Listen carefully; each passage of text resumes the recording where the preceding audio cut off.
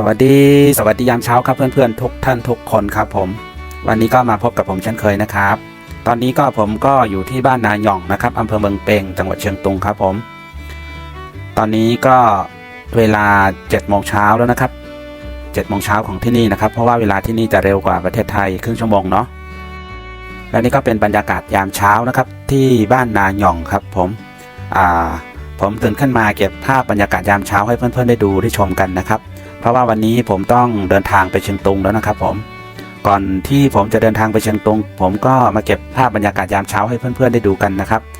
ว่ามันมีอะไรบ้างนะครับบรรยากาศดีแค่ไหนนะครับตื่นเช้ามาก็จะเป็นแบบนี้นะครับมีเมฆหมอกลอยเต็มไปหมดเลยนะครับสุดยอดมากครับผมอากาศดีมากเลยนะครับตอนนี้อากาศอยู่ที่11 องศานะครับหนาวเย็นฉ่ำเลยครับผมเดี๋ยวช่วงประมาณ9 โมงนะครับผมก็จะออกจากหมู่บ้านนี้นะครับจะเดินทางไปเชียงตุงนะครับเดี๋ยวผมจะเก็บภาพบรรยากาศในระหว่างทางไปเชียงตุงมาให้ชมกันนะครับอย่าลืมติดตามชมนะครับผมจากหมู่บ้านนี้ไปในตัวอำเภอเมืองเปงก็ประมาณ11-12 กิโลเมตรนะครับแต่ว่าทางรุกรังเนาะแต่ต้องใช้เวลาเดินทางนะครับ11-12 กิโลเมตรนี้ก็ใช้เวลาเดินทางประมาณครึ่งชั่วโมงกว่าครับแล้วก็จากอำเภอเมืองเปงไปถึงจังหวัดเชียงตุงใช้เวลาเท่าไหร่นะครับถนนหนทางก็อาจจะดีขึ้นมาหน่อยนะครับแต่ว่ามันจะคับแคบเนาะทางมันก็อาจจะบางช่วงก็อาจจะเป็นบ่อเป็นหลุมนะครับแต่ทางก็จะราดยางนะครับแต่ว่ามันก็ไม่ดีสม่ำเสมอเหมือนประเทศไทยเนาะเราก็ต้องใช้เวลาเดินทางเหมือนกันนะครับมันก็จะขึ้นเขานะครับแล้วก็หนทางมันก็ไม่ค่อยราบเรียบเท่าไหร่นะครับต้องใช้เวลาเยอะพอสมควรนะครับจากเมืองเปงไปเชียงตุงก็ประมาณ100 กว่ากิโลนะครับแต่ก็ต้องใช้เวลาเดินทางประมาณ 4-5 ชั่วโมงประมาณนี้ครับผมเพราะว่าเรา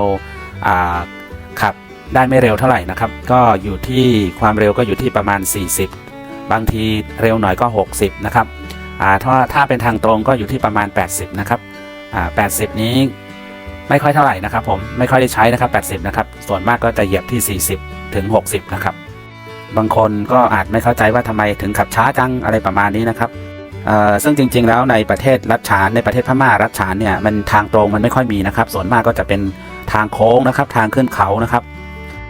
เหมือนภาคเหนือของไทยนะครับใครไปแม่ฮ่องสอนนะครับใครเคยไปที่แม่ฮ่องสอนมันจะมีประมาณ 1,864 โค้งนะครับแต่ที่นี่นะครับมากกว่านั้นนะครับมีเป็น 2-3 พันโค้งเลยครับทางตรงนี้ไม่ค่อยมีเลยนะฮะขับเร็วไม่ได้นะครับขับเร็วก็ตกเหวอย่างเดียวนะครับอีกอย่างก็คือทางมันไม่ค่อยดีนะครับทางคับแคบนะครับรถใหญ่สวนมานี่คือต้องจอดรอเลยนะครับผมแต่แซงกันนี้ต้องขอทางนะครับต้องเปิดไฟขอทางนะครับถ้าไม่งั้นคือไม่มีโอกาสได้แซงนะครับถ้าเราไม่ขอแซงนะจะเป็นยังไงเดี๋ยวในระหว่างทางที่ผมไปนะครับเดี๋ยวผมจะเก็บภาพบรรยากาศมาให้ดูนะครับมาให้ได้ชมกันนะครับว่าจะเหมือนที่ผมพูดไหมนะครับว่าจะเป็นยังไงคอยรับชมนะครับ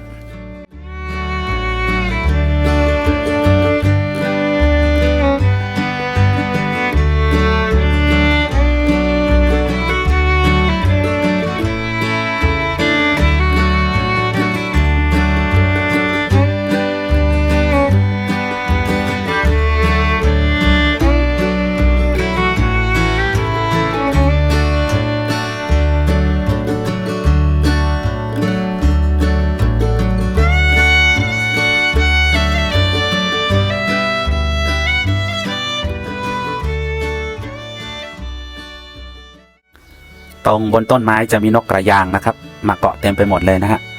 ผมไม่รู้ว่าในกล้องจะมองเห็นไหมเนาะแต่มองด้วยตาเปล่าขาวโพลนเลยนะครับเต็มไปหมดเลยครับมีแต่นกประเภทนั้นนะครับผม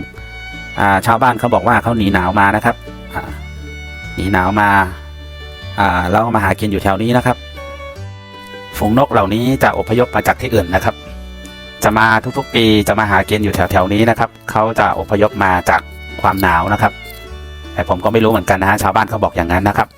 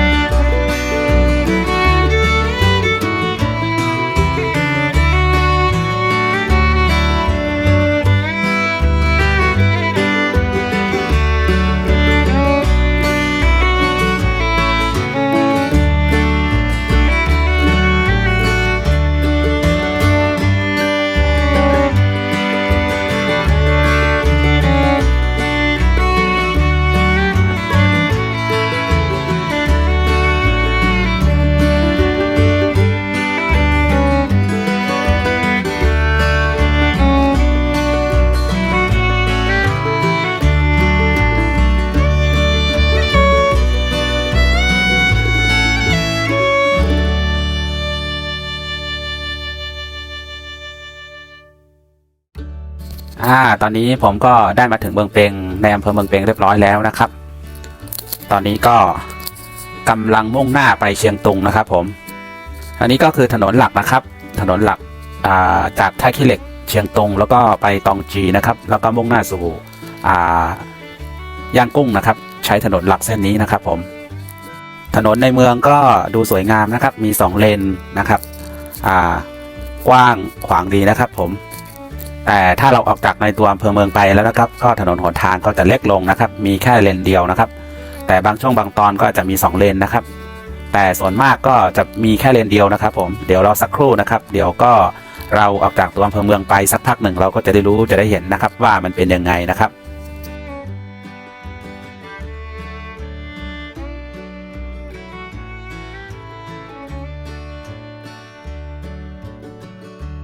เลี้ยวขวาด้านหน้าก็จะไปตองจีนะครับถ้าเลี้ยวซ้ายก็ไปเชียงตุงนะครับผม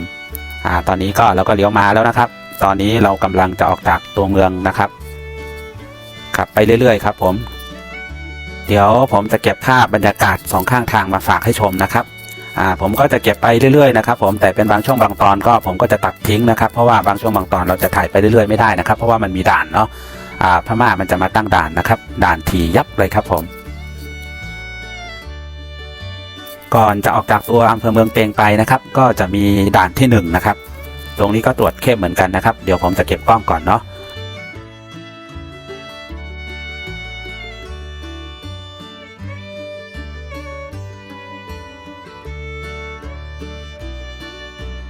และนี่ก็เราก็ผ่านด่านมาเรียบร้อยแล้วนะครับตอนนี้เราก็กำลังมุ่งหน้าสู่เชียงตุงนะครับผมช่วงนี้สถานการณ์บ้านเมืองไม่ค่อยดีนะครับมันไม่ค่อยสู้ดีเนาะเจ้าหน้าที่เขาก็เลยมาตั้งด่านเยอะนะครับตั้งด่านถี่ขึ้นนะครับตรวจเข้มขึ้นนะครับไปสักพักหนึ่งเราคงจะได้เจอนะครับเนี่ยครับผมเรากำลังมุ่งหน้าสู่เชียงตุงนะครับตอนนี้เราก็ออกจากตัวอำเภอเมืองมาแล้วนะครับเนี่ยถนนก็จะเป็นแบบนี้นะครับเล็กๆนะครับมีเลนเดียวเนาะเดี๋ยวสักพักหนึ่งนะครับเดี๋ยวขับไปเรื่อยๆเดี๋ยวก็จะเล็กลงนะครับ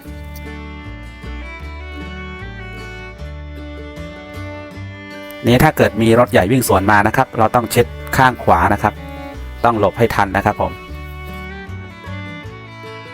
ก็อย่างว่าเนาะเลนมันเล็กนะครับเลนมันแคบเราก็ต้องแบ่งกันไปนะครับส่วนรถที่นี่นะครับจะมีพวงมาลัยอยู่ด้านซ้ายนะครับต้องขับด้านซ้ายนะครับแล้วก็ขับเลนขวานะครับอย่าหลงทางนะครับอย่าสับสนนะครับมันไม่เหมือนประเทศไทยเนาะประเทศไทยขับด้านซ้ายนะครับแต่ทางนี้ขับเลนขวานะครับผม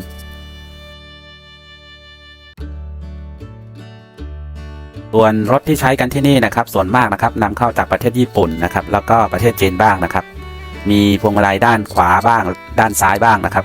แต่ส่วนมากจะอยู่ด้านซ้ายนะครับเพราะว่ามันจะง่ายแล้วก็สะดวกในการขับขี่นะครับแล้วก็ถ้ารถคันไหนมีพวงมาลัยอยู่ด้านขวามือนะครับรถคันนั้นก็อาจจะนำเข้าจากประเทศไทยนะครับประเทศเพื่อนบ้านนะครับชมกันไปเรื่อยๆนะครับผมอย่าเพิ่งเบื่อนะครับว่าการขับขี่ในพม่าเป็นยังไงถนนหนทางเป็นยังไงมันดีไหมนะครับต้องใช้ความเร็วเท่าไหร่อะไรประมาณนี้นะครับดูไปเรื่อยๆครับผมถนนหนทางก็ประมาณนี้นะครับอันนี้คือถนนหลักนะครับถนนหมายเลข4นะครับผมเชียงตุงเมืองเปงนะครับเมืองเปงเชียงตุงนะครับเนี่ยครับเล็กลงนะครับที่นี่การคมนาคมก็ไม่ค่อยสะดวกนะครับผมก็อย่างที่เห็นนะครับก็เป็นแบบนี้นะครับเพราะว่าความเจริญก็ยังเข้ามาไม่ถึงเท่าไหร่นะครับผมเราก็จะเย็นๆนะครับค่อยๆขับไปเรื่อยๆนะครับอย่าใจร้อนนะครับถ้าใจร้อนก็คือไปไม่ถึงฝันนะครับตกเหวเลยนะครับผมซ้ายเป็นเหวลึกด้วยนะครับมีแม่น้ำไหลผ่านด้วยนะฮะอยู่ด้านซ้ายมือนะครับถนนหนทางก็เป็นแบบนี้นะครับผมคดเคี้ยวนะครับบางจังหวะก็มีตรงบ้างนะครับส่วนมากไม่ค่อยตรงนะครับผมมีน้อยนะครับทางตรงนะเนี่ยครับโค้งเป็น1,000 2,000 3,000โค้งเลยนะครับนับไม่ถ้วนเลยครับผมชมกันไปเรื่อยๆนะครับชมบรรยากาศ2ข้างทางไปเรื่อยๆนะครับผมในระหว่างทางก็จะมีสิ่งที่สวยงามเนาะแปลกหูแปลกตาแปลกใจนะครับเพราะว่าที่นี่มันเป็นธรรมชาตินะครับธรรมชาติแท้ๆ100%เลยนะครับระหว่าง2ข้างทางก็จะมีบ้านเรือนของพี่น้องชาวเผ่าต่างๆนะครับเป็นบ้านโบราณบ้างนะครับบ้านสมัยใหม่บ้างสมัยเก่าบ้างนะครับปะปนกันไปนะครับสวยงามครับผมความสวยงามระหว่างทางเนี่ยยกเป็นที่1เลยนะครับสวยจริงๆครับท่านต้องมาสัมผัสด้วยตาตัวเองนะครับถึงจะรู้นะครับ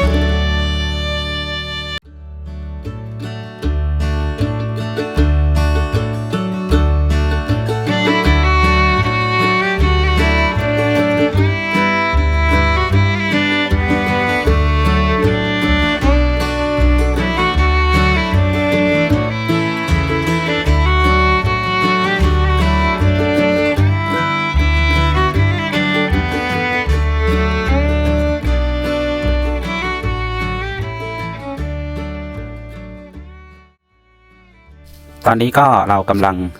ขับรถไต่ระดับขึ้นเขาไปเรื่อยๆนะครับผมเป็นภูเขาที่สูงที่สุดในระหว่างอำเภอเมืองเปงกับเชียงตุงนะครับตรงนี้บางปีก็จะมีหิมะตกด้วยนะครับผมเนี่ยครับสวยงามมากนะครับข้างบนเขานี่ก็จุดที่สูงสุดนะครับก็จะมีเมฆหมอกปกคลุมหนาทึบเลยนะครับเดี๋ยวขับไปเรื่อยๆคงจะได้เห็นนะครับ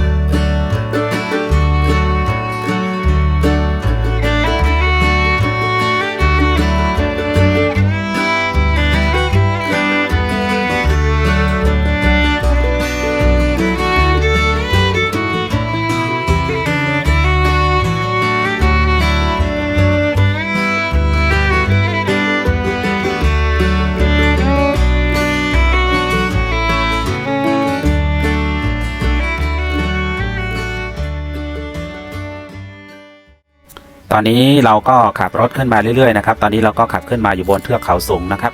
ความสูงจากระดับน้ำทะเลอยู่ที่ 2,380 เมตรนะครับท้องฟ้าก็แบบนี้นะครับผมตอนที่เราขับมาท้องฟ้ายังสว่างไสวอยู่เลยนะครับพอขึ้นมาถึงจุดนี้ก็จะมีเมฆหมอกลอยเต็มไปหมดเลยนะฮะค่อยๆขับไปเรื่อยๆนะครับเนี่ยครับผมหมอกหนาทึบเลยนะครับภูเขานี้บางปีจะมีหิมะตกด้วยนะครับแต่ปีนี้ยังไม่มีนะครับผมก็โชคดีหน่อยนะครับที่มันไม่มีหิมะตกเนาะถ้ามีหิมะตกเนี่ยจะขับยากลำบากนะครับถนนหนทางลื่นมากนะครับขับเร็วไม่ได้เลยครับผมนี่ขนาดหิมะยังไม่ตกนะครับยังใช้ความเร็วได้แค่นี้นะครับถ้าหิมะตกไม่ต้องพูดถึงเลยนะครับว่าจะใช้ความเร็วประมาณไหนนะครับ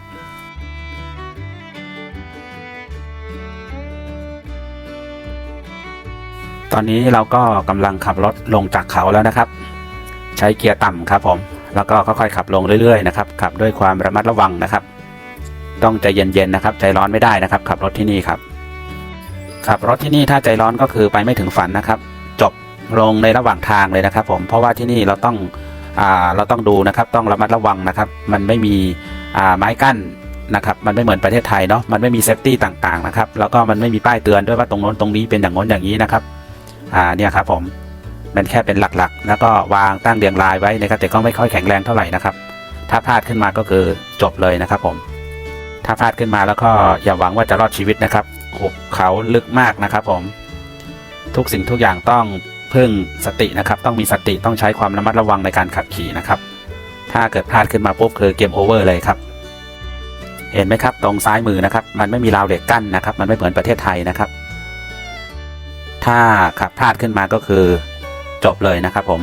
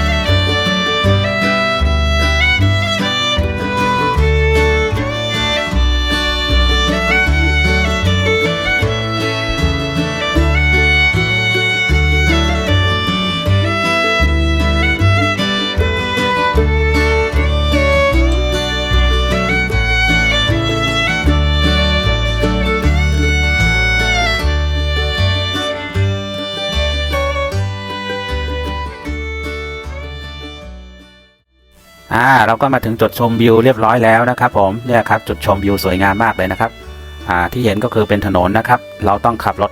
ลงไปนะครับตรงนั้นคือจะมุ่งหน้าสู่เชียงตุงนะครับ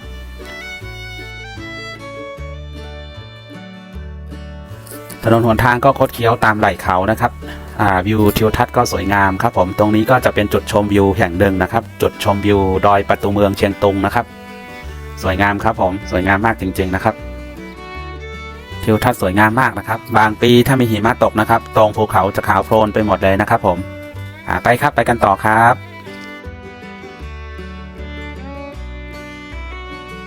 จากนี้ไปในจังหวัดเชียงตุงก็ไม่ไกลแล้วนะครับอีกประมาณ30 กิโลเมตรนะครับจากนี้ไปนะครับ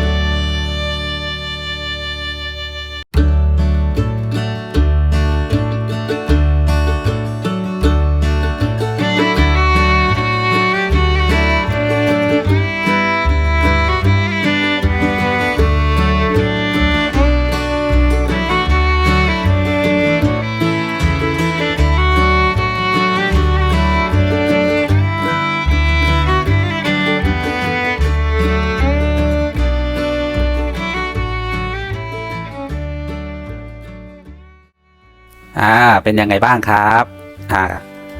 ตอนนี้เราก็มาถึงจุดหมายปลายทางเรียบร้อยแล้วนะครับผมในระหว่างทางเมืองเปียงเชียงตุงเป็นยังไงบ้างครับสวยงามไหมครับหากท่านไหนมีคำติชมก็ช่วยคอมเมนต์มาไว้ในช่องคอมเมนต์ด้านล่างได้นะครับยินดีรับคำติชมครับผมแล้วในที่สุดเราก็มาถึงจุดหมายปลายทางเรียบร้อยโดยสวัสดิภาพนะครับขอบพระคุณทุกท่านนะครับที่เข้ามาติดตามครับผมขอบพระคุณทุกท่านที่เข้ามารับชมช่องวิถีชีวิตคนหลังเขานะครับหากท่านไหนชื่นชอบคลิปนี้ก็ขอฝากกดไลค์กดแชร์กด Subscribe ด้วยนะครับหากมีคลิปใหม่เข้ามาท่านจะได้ไม่พลาดชมนะครับผมยังไงก็ขอฝากเป็นกำลังใจกันไปเรื่อยๆนะครับช่องวิถีชีวิตคนหลังเขาก็จะถ่ายทอดให้ชมไปเรื่อยๆนะครับผมขอบพระคุณมากๆครับผมขออนุญาตปิดคลิปก่อนนะครับผมสวัสดีครับเจอกันใหม่ในโอกาสหน้านะครับเจอกันใหม่ในคลิปหน้าครับ